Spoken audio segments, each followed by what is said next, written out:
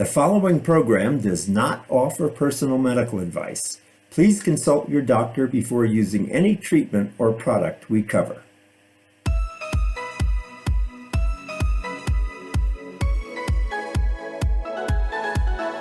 Welcome to Go to Health Media with your host, Jonathan Marks. We provide a welcoming environment where experts educate you on important health topics, answer your questions, and provide information from which you can benefit in consultation with your doctor. You can visit and subscribe to the show at gotohealthmedia.com. And now, here is Jonathan Marks. Hey everyone, this is Jonathan Marks. Welcome back to Go to Health. We've got another wonderful show.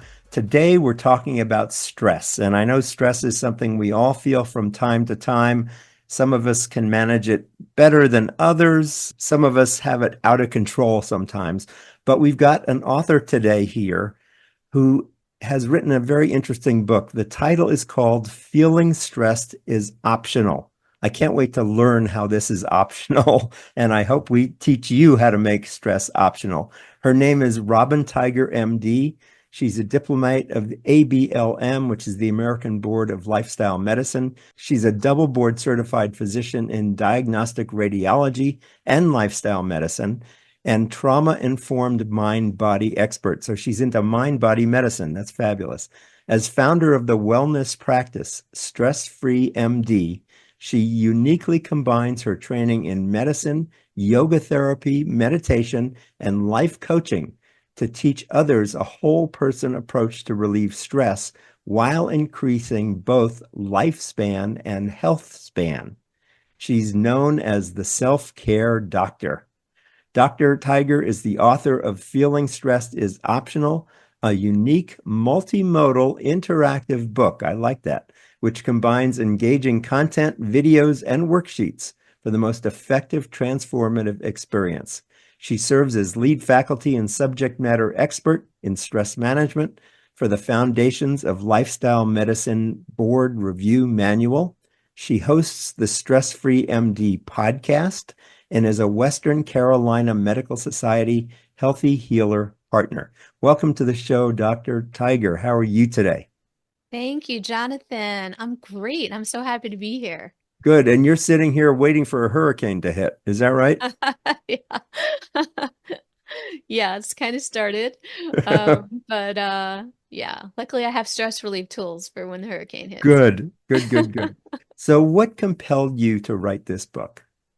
Yeah, so I've experienced a lot of stress and anxiety many years ago when I was a burned out physician, and I've been basically making my mess my message and learning more deeply what's helped me and becoming certified along the way. And it's been over a decade of educating others in how to prevent and relieve their stress through many different avenues, whether it be teaching in person, whether it be, retreats, whether it's digital online content, which I learned to do during the pandemic.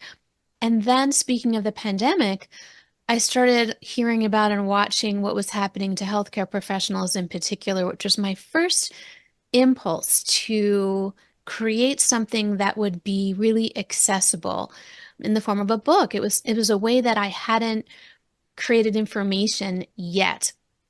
And that was the beginning of why I started this book. So I initially created it to help my colleagues who were suffering, who I knew that burnout and stress, anxiety, depression, and so on was escalating quickly, but recognizing that this is an international issue, I wrote it in a way that everyone can understand. Great. Now, you didn't learn self-care in medical school. I'm presuming that it was mostly focused on medicine and probably a lot of stress. So where did you learn self-care? Yeah, I learned it on my own, really. I was suffering from many different types of symptoms, and I was going to many different types of clinicians, physicians, taking lots of medications. I Hmm. had lots of laboratory tests and imaging tests, and everything was normal, and I wasn't getting better.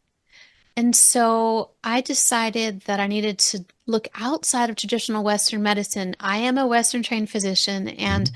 I am grateful for Western medicine. But in the situation that I was experiencing, I just wasn't getting better.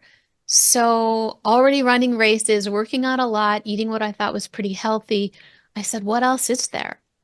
And that's when I started dipping my toes into other things, such as yoga initially and meditation, two things that I thought were, well, kind of eye rolling. I thought they Hmm. were ridiculous, right? I didn't know what those people in that room down the hall with the door closed at the gym were doing while I was training for races.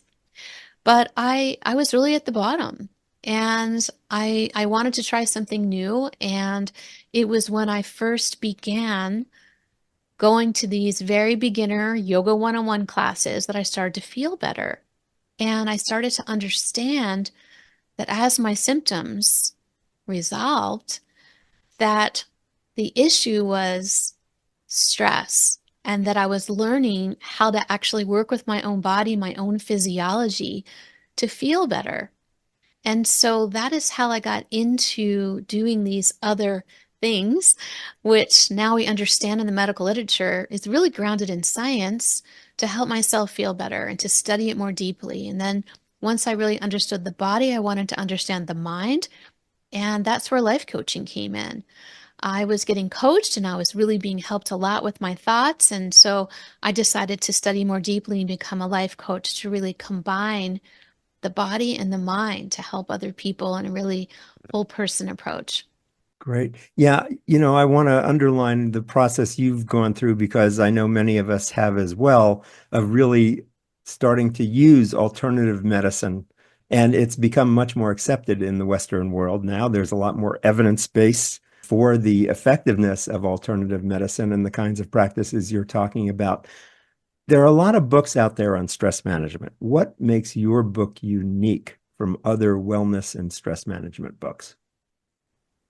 Yeah, I've heard a lot of people saying, I feel like books are just talking at me, that you should this, you should that, shoulding people, right? So I wanted to wipe that shut off Hmm. and really find a way that I could create in a really small, easy, compact paperback all the different ways that people like to learn. And so, in addition to actual copy, things that you read, which explains what it is that I'm talking about, the different topics, and how and why they work. So, really, it's the what, why, and how.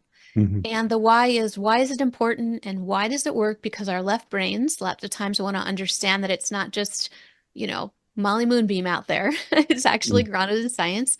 And the how. And the how piece makes my book even more different because, as you mentioned in the introduction, I've created a series of very short, 5 minutes or less videos that go throughout the book. There are QR codes. So, as I'm teaching different tools, you can actually practice in video format along with me. And that is the how. And the how piece is missing. There's also downloadable worksheets. So, if you're someone who likes to write, and journal and create by writing, there's that as well. So I try to tap into a lot of the different senses and the different ways that people like to learn. So there'll be something for everyone. We're of the same mind on this. You're really describing one of my mantras, which is multiple media, multiple times. Mm, And so we don't learn, not everybody learns the same way. We have different favorite learning styles. So what you've provided in your book is lots of different ways to learn and take in the information, not only the reading part, but also watching a video or, writing on a worksheet. These are all active ways of learning and then multiple times, which is you don't get it the first time. Sometimes to really bring something into your life, you have to do it multiple times before you really accept it. That's great that you've got really a multimedia book. I salute you for that. So, thank what's you. been your most rewarding experience throughout your book writing journey? Yeah, I have to say that the feedback that I've received as people were saying to me over the past few years, what are you up to? What projects are you involved in? And there's been such excitement. about this book that it actually propelled me forward to continue, even in my toughest times, to keep going and to create this book, seeing the faces and feeling the energy of the people that have been so excited by it. And also, doing something that I haven't done before. I got very used to all of the ways I was educating, and this is one way that I hadn't created yet. And when we step out of our comfort zone, it can be very uncomfortable. Hmm. So it's really rewarding to be able to challenge yourself and to focus on your why, which is really elevating the health and well-being of others, and then to accomplish that. That's great. I wanted to ask you, I think stress can be a habit for so many people. It's just your habitual response to things. Why is it important for people to deal with stress? What happens to us physiologically? How does it wear our body down? What happens to us if we don't really manage it? Yeah, so if I said to you, Jonathan, like, what happens to you when you're feeling stressed? Like, how do you know stress is here? What would you say? Like, what kinds of things happen to you? I just feel nervous. I feel tight. I feel uptight. I feel like my heart is, my blood pressure's up. I just feel, very active in my head. Yeah. Yeah, really common, right? So we have symptoms. Thanks for sharing that. So you feel active in your head, your body's tight, you feel anxious, you're an offset. For other people, they may have headaches. People may not sleep well. They could be really reactive, like saying things you wish you could take back or doing Mhm. things you wish you could take back. Maybe it affects your GI system. Some people get diarrhea, other people get constipation. Some people might have vertigo or tinnitus. There's lots of different things that happen, reflux, heartburn, right? And Why? so there are lots and lots of symptoms, and we could talk about this for a while, right? About all the different things that we feel in our bodies when we're feeling stressed. And you may say, so what? Like, I've dealt with it this long. I'm tough. I can handle it. What's the big deal? The big deal comes when we recognize what impact chronic stress has on our health and well-being. And it is the cause of the most common chronic diseases Hmm. in the world.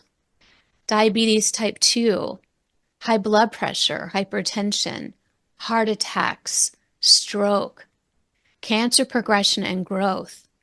It affects your memory, dementia.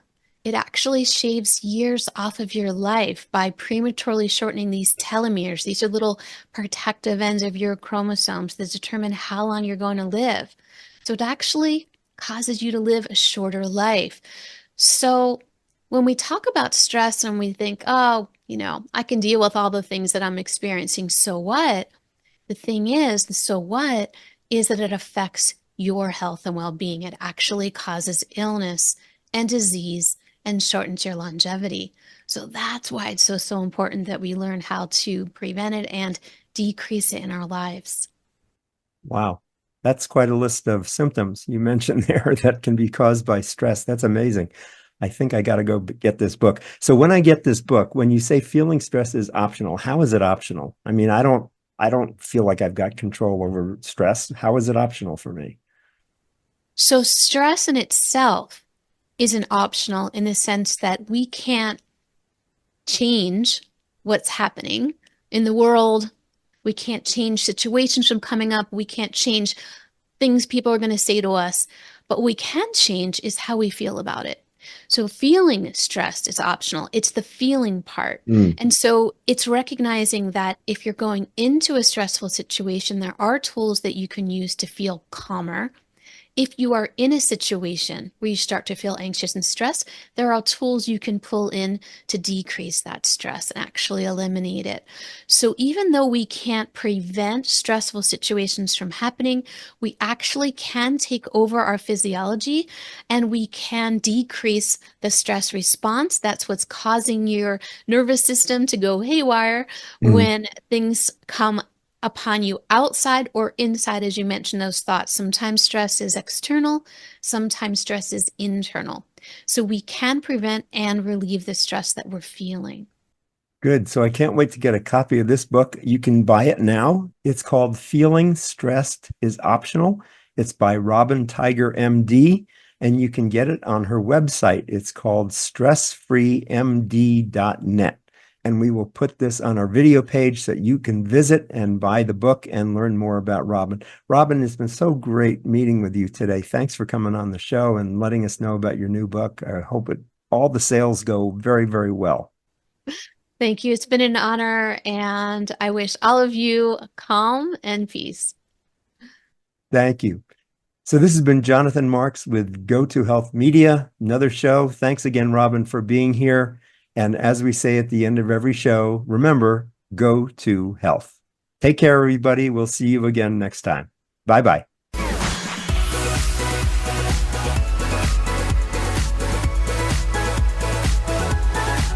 Thank you for tuning in this week to Go To Health Media. Be sure to join Jonathan Marks and another health expert next time. You can also catch the program on your favorite podcast platform. Until our next show, be sure to visit us on the web at gotohealthmedia.com and elevate your life.